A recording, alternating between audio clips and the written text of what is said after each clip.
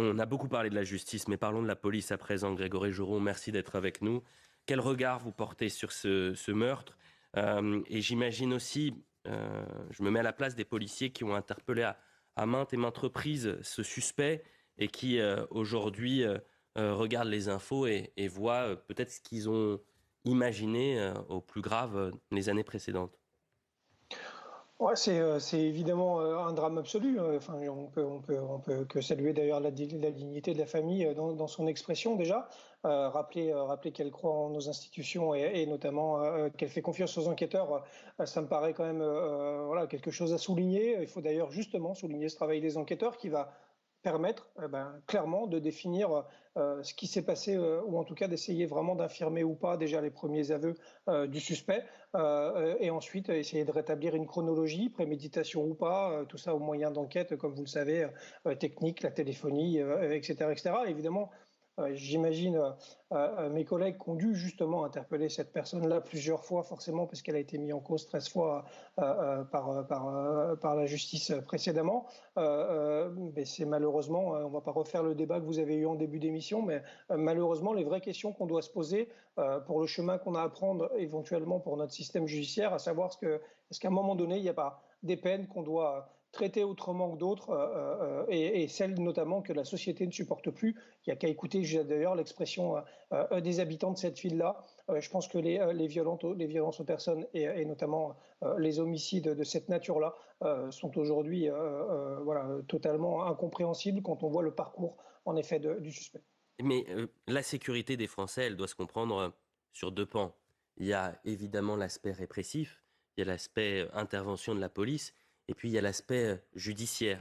Et normalement, vous marchez, si vous voulez, ensemble. On a l'impression, en commentant semaine après semaine ces drames, finalement qu'il y a une sorte de déséquilibre, que vous marchez non pas côte à côte, mais parfois même face à face.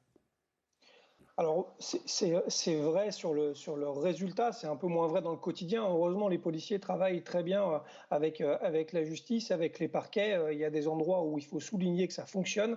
C'est une réalité, malheureusement. Et c'est aussi une autre réalité. La justice est frappée exactement des mêmes mots que peut l'être la police. On va pas revenir sur les débats sur la fonction publique en général. On peut parler de la santé, mais qui est à peu près dans le même état de déliquescence. Après, la justice, il y a un autre élément qui est important. Vous l'avez dit tout à l'heure, il y a une question de moyens, c'est une certitude. Il n'y a qu'à regarder dernièrement d'ailleurs les expressions d'ouverture dans les tribunaux par les cours d'appel, etc., où tous les juges et les présidents font état justement d'une surcharge. Et d'ailleurs, malheureusement, il y a même eu des audiences annulées dernièrement dans certains tribunaux faute de temps. C'est quand même hallucinant. Donc on est vraiment dans un système qui va craquer, premièrement, au niveau judiciaire.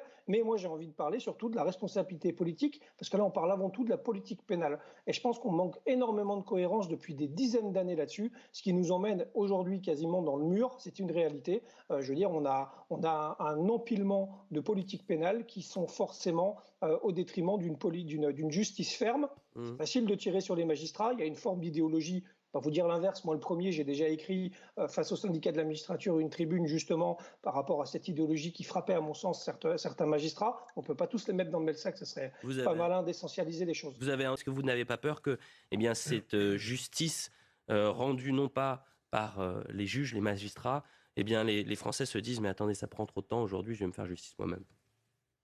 C'est justement en effet la crainte qu'elle soit issue, on va dire, de collectifs avec, on le sait, dans certains quartiers, on l'a vu, une forme voilà, de milice qui se met en place pour surveiller le quartier et éventuellement, en effet, réguler la délinquance sur place. Et de l'autre côté, vous l'avez dit aussi, des actes individuels de personnes qui répondent à des agressions directement sans faire appel aux services de police.